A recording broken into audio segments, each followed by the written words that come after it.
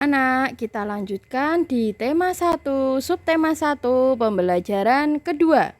Makna sila pertama Pancasila. Setiap hari kita harus bersyukur kepada Tuhan. Kita bersyukur atas segala karunia yang diberikan dari Tuhan kepada kita semua anak-anak. Bersyukur merupakan contoh pengamalan sila pertama Pancasila. Dapatkah kamu menemukan contoh pengamalan sila pertama selain bersyukur? Pada gambar ini, yap, benar sekali, yaitu berdoa. Anak ini sedang berdoa sebelum makan. Anak-anak hafalkan doa sebelum makan? Ya, ayo praktikkan berdoa sebelum tidur dan saat bangun tidur. Dipandu oleh orang tua ya.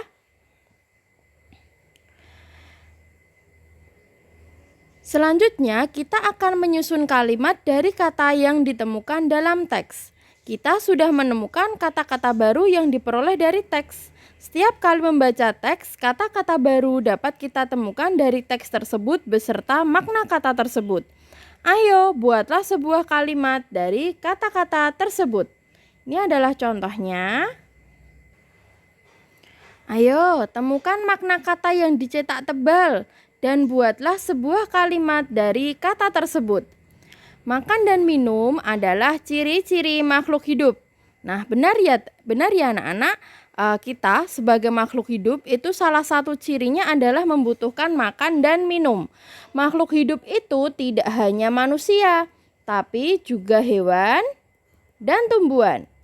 Manusia, hewan, dan tumbuhan sama-sama memerlukan makan dan minum. Selanjutnya, makanan dan air merupakan kebutuhan bagi semua makhluk hidup.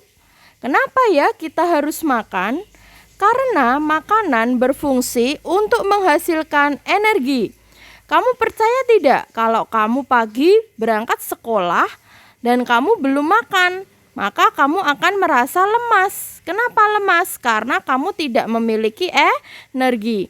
Tapi kalau sebelum belajar kamu makan sehingga kamu memiliki energi, itu adalah langkah yang tepat.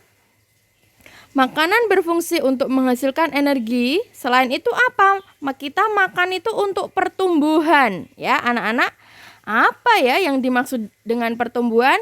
Nah, nanti akan kita cari bersama-sama di KBBI ya. Selain itu, fungsi dari makan adalah mengganti sel tubuh yang rusak. Sedangkan air berfungsi sebagai zat pelarut di dalam tubuh. Yuk anak-anak, kita sama-sama mencari arti kata pertumbuhan. Karena pertumbuhan di sini juga termasuk dalam ciri-ciri makhluk hidup. Kita cari bersama di KBBI ya. Nah, Bu Intan telah mencontohkan cara mencari kata di KBBI. Pertama, kamu buka Google atau kamu buka aplikasi yang kamu miliki untuk mencari kata. Kemudian kamu ketikkan ini anak-anak, kbbi.kemdikbud.go.id. Maka akan muncul halaman KBBI. Nah, kemudian kita masukkan tadi kita mau mencari arti kata pertumbuhan. Nah, seperti ini ya anak-anak, tinggal kita klik search atau klik cari. Nah, langsung dapat hasilnya. Pertumbuhan. Apa itu pertumbuhan? Hal atau keadaan tumbuh. Nama lainnya adalah perkembangan atau kemajuan dan sebagainya. Nah, mudah kan untuk mencari arti kata? Misalnya lagi kita ingin mencari arti kata sirip. Nah, bisa. Tinggal kita search di sini, muncul sirip. Apa itu sirip? Alat gerak pada ikan. Nah, mudah kan? Sudah Bu Intan contohkan cara mencari kata di KBBI. Nah, setelah anak-anak mampu mencari kata di KBBI, tadi pertumbuhan itu berhubungan dengan hal atau keadaan tumbuh ya. Nah, contoh kalimat menggunakan kata pertumbuhan adalah apa ya? Yuk kita buat bersama ya. Pertumbuhan manusia. Pertumbuhan manusia. Apa tadi? Pertumbuhan manusia itu memerlukan Memerlukan apa ya tadi kita untuk tumbuh tadi ya? Memerlukan makanan. Nah, anak-anak, berarti kalian sudah paham 3 ciri-ciri makhluk hidup. Apa? Pada pembelajaran pertama kamu sudah belajar tentang ciri makhluk hidup, yaitu bergerak, ya kan? Bergerak menggunakan yang namanya alat gerak. Sekarang pada pembelajaran ini ciri makhluk hidup yaitu makan dan minum. Kemudian tumbuh atau mengalami pertumbuhan. Kita lanjutkan ya. Pola irama. Ada 2 jenis pola irama, yaitu pola irama rata dan pola irama tidak rata. Pola irama rata adalah pola irama yang susunan panjang pendek bunyinya terbagi rata atau terbagi sama dalam setiap ketukan. Pola irama tidak rata adalah pola irama yang susunan panjang pendek bunyinya tidak rata atau tidak terbagi sama pada setiap ketukan. Pola irama dapat dimainkan dengan tepuk tangan atau suara vokal. Nah, yuk kita tepuk tangan supaya pola iramanya sama. Prok, prok, prok, prok. Nah, seperti itu. Kemudian pola irama dapat dihasilkan juga dari kendang yang dipukul atau gelas yang diketuk dengan sendok. Coba kamu amati, laki-laki ini sedang membawa alat musik apa ya anak-anak? Wah, benar sekali. Namanya adalah marakas. Marakas dimainkan dengan cara digoyang-goyangkan. Kita akan membandingkan dan mengurutkan bilangan 4 angka. Untuk mempermudah membaca dan menuliskan lambang bilangan 4 angka, kita dapat menggunakan nilai tempat masing-masing angka pada bilangan tersebut. Contohnya seperti ini anak-anak. Ada angka berapa ini yo? Yang pertama 2576. Angka 2 menempati tempat ribuan. Angka 5 menempati tempat ratusan. Angka 7 menempati tempat puluhan. Dan angka 6 menempati tempat satuan.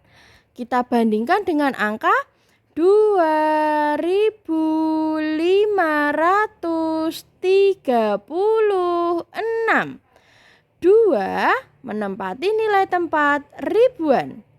5 karena 500 nilai tempatnya adalah ratusan.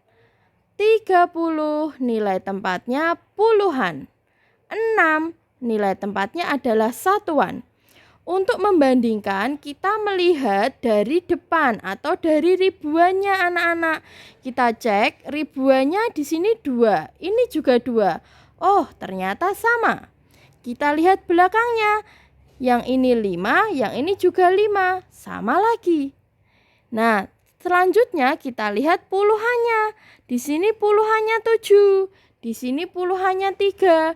Berbeda. Nah, dari yang berbeda ini kemudian kita lihat angka 7 lebih besar daripada angka 3. Berarti 2576 itu lebih besar daripada 2536. Menulisnya seperti ini. Ini dibaca 2576 lebih besar dari 2536. Yuk kita urutkan dari yang terbesar sampai yang terkecil. Pertama kita lihat dulu ribuannya. Ribuannya sama-sama 3 semua anak-anak. Berarti setelah itu kita lihat ratusannya. Yang ini ratusannya 5, yang ini ratusannya 6, yang ini ratusannya 3, yang ini ratusannya 4, dan yang ini ratusannya 7. Kalau kita urutkan dari yang terbesar, berarti yang paling besar sendiri mana? Oh, yang ini. Berarti kita tulis 3.700.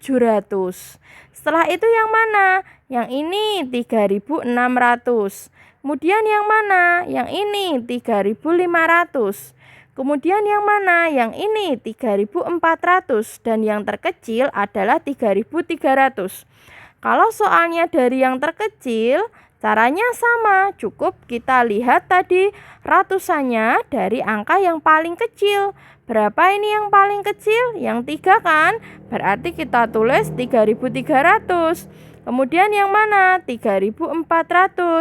Kemudian 3.500. Kemudian 3.600 dan yang terakhir adalah 3.700. Nah, mudah kan mengurutkan bilangan? Ayo, bandingkan 2 dari bilangan-bilangan berikut. Setelah itu, urutkan semua bilangan dari yang terkecil.